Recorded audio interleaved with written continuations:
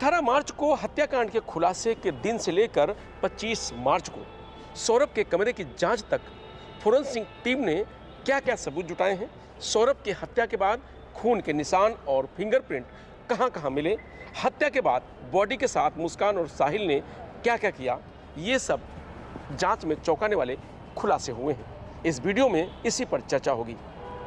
नमस्कार, मैं रजनीश यादव, आप देख रहे हैं लोकमत हिंदी। मेरठ में सौरभ राजपूत मर्डर के 27 दिन बीत चुके हैं। इस हत्याकांड में 3 स्तर पर जांच चल रही है। पहली पुलिस, दूसरी फोरेंसिक टीम और तीसरी साइबर सेल।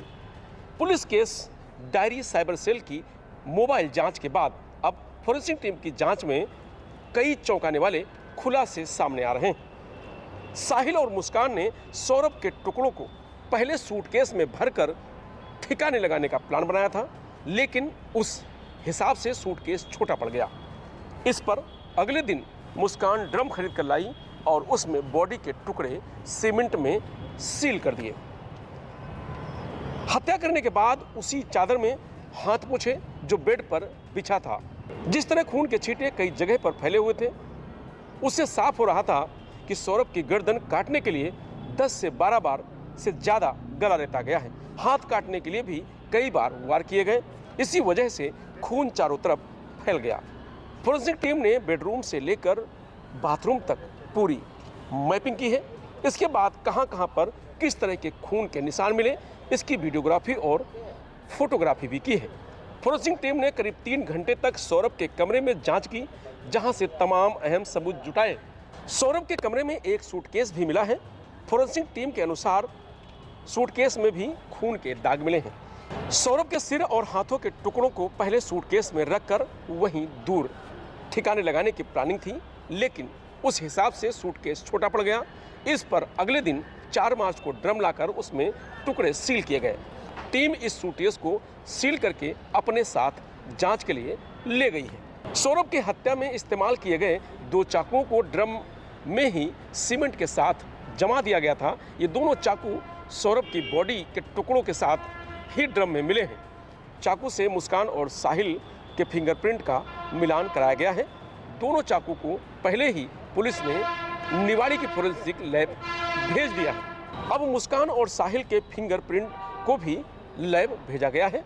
फोरेंसिक टीम के अनुसार प्राइमरी जांच में मुस्कान और साहिल के फिंगरप्रिंट चाकू पर मिले हैं। हालांकि अभी लैब से रिपोर्ट आने के बाद यह और स्पष्ट हो पाएगा। फोरेंसिक टीम को मौके से खून से सने कपड़े, बेडशीट, कवर मिले हैं। तकिया भी बरामद हुई है। कपड़ों पर तो खून की जांच के लिए सौरभ के घर वालों का ब्लड सैंपल भी लिया जाएगा। सौरभ और परिवार वालों का ब्लड और डीएनए मैच कराया जाएगा।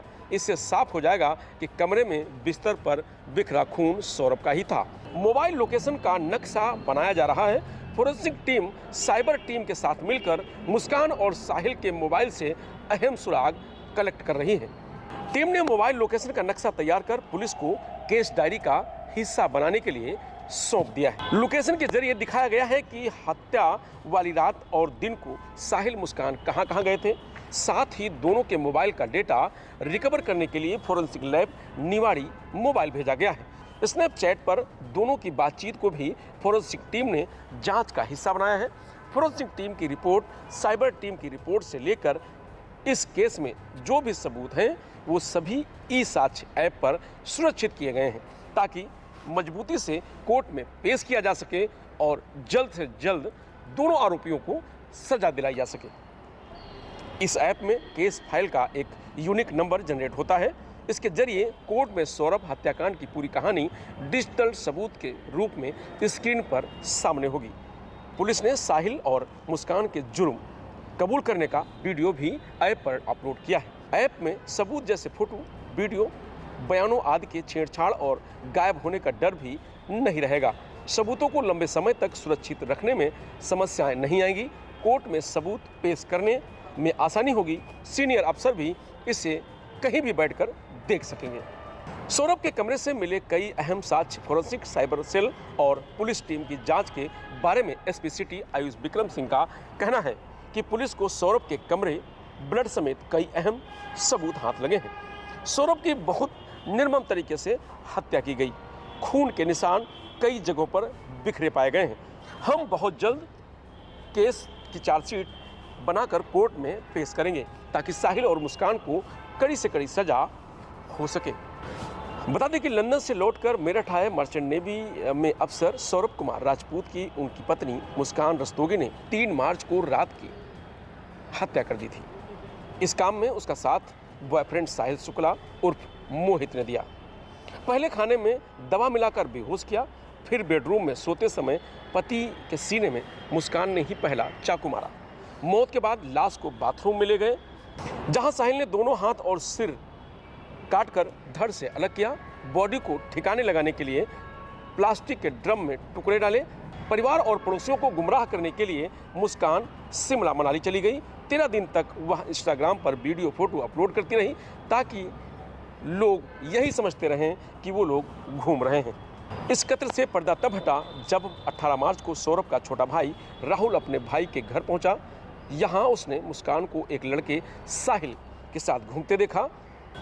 तब राहुल ने शोर मचाया और पड़ोसी इकट्ठा हो गए। पुलिस आई तो मर्डर का पता चला। पुलिस कस्टडी में मुस्कान और साहिल ने कत्ल की पूरी कहानी सुनाई। मेरठ जेल में बंद सौरभ हत्याकांड के आरोपी मुस्कान और साहिल से सरकारी वकील ने मुलाकात की है। एडवोकेट रेखा जैन और उनके पैनल के 3 वकील शुक्रवार शाम जेल पहुंचे। साहिल और मुस्कान से अलग अलग बैरंग में केस के बारे में जानकारी ली। मुस्कान ने वकील से कहा कि जेल में मेरी और साहिल की मुलाकात करवा दीजिए, फिर हमें जमानत दिलवा दीजिए, जिससे बाहर आकर हम दोनों एक साथ रह सकें।